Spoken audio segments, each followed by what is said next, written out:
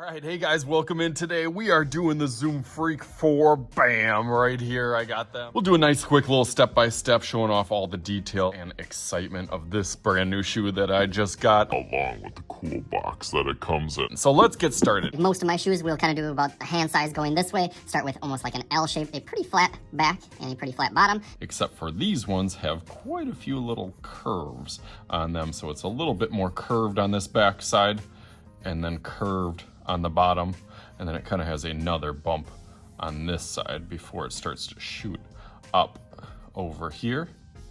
So I just go over that lightly, really light, just in case I make a little mistake, and then I slowly start to arch it kind of towards that tongue part that goes up. And then it'll kind of be like a roller coaster where it goes up, down, and then back up again. Go over that a little bit darker so that you can see.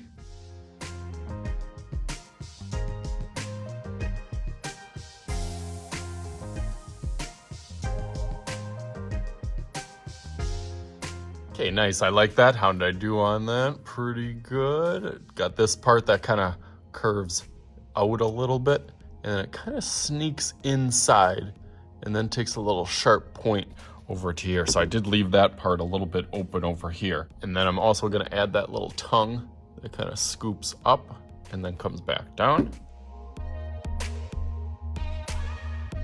Okay, nice, looks like a good silhouette of it now. Speaking of silhouettes, we're gonna get that Nike symbol silhouetted in a reverse style. A little bit odd, but that's kind of Giannis's style, with a lot of his shoes having the backwards swoosh being a trademark. Just like when we do any portraits of people, want to do things that stand out and are recognizable as that person. This is kind of his recognizable feature that has that backwards Nike symbol. So it kind of curves up almost kind of to the laces over here.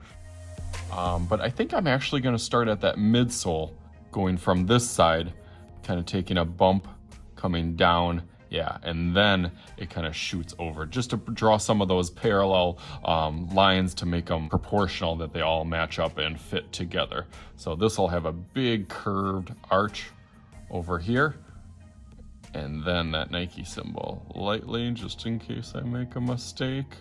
And then that'll kind of shoot over here and then back, curved all the way down to a nice little point over here.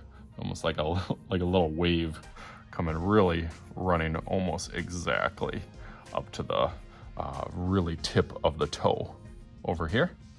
And then that'll also help us fill in some of these other parts, because this pretty much just shoots right over here and connects that piece, which also has a similar style right up in the front that has that kind of wave that goes down and then curves over, snakes really stretched out up here. Part kind of jumps down, but then slopes right around that back side there.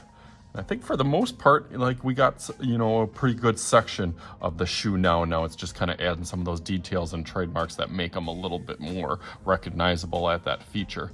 Okay, one of those features obviously being the Nike symbol in here. I'm gonna kind of follow and almost box this Nike symbol in here. So it has a curve that comes here, and then again, it kind of slopes and frames all the way, vents down here, and then has a little bit of a point down there, and then stretches right back up here.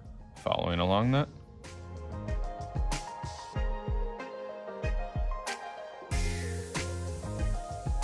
Okay, nice. I'm liking how that looks. It looks a little funny because it is backwards. And then you can kind of start thinking about how you're going to customize the color out as you're outlining it. So I'm going to go through this with Sharpie. I'll probably add a couple little more of those details. As I always say, it's a really good start, but not quite finished yet, just to make it look a little bit more recognizable. I already see that I kind of snuck in and might not have enough room for that little air pocket down here. And we'll do, if I find that I kind of need another little layer on this bottom, you can see how it's a slight discoloring. So I might just add that secondary layer down here to give myself another little scoop down here to have some room to add that air pocket and make it a little bit thicker on that bottom. So I'm gonna go through a couple more of those little details and then start cleaning it up with some Sharpie. So let's go through that real quick.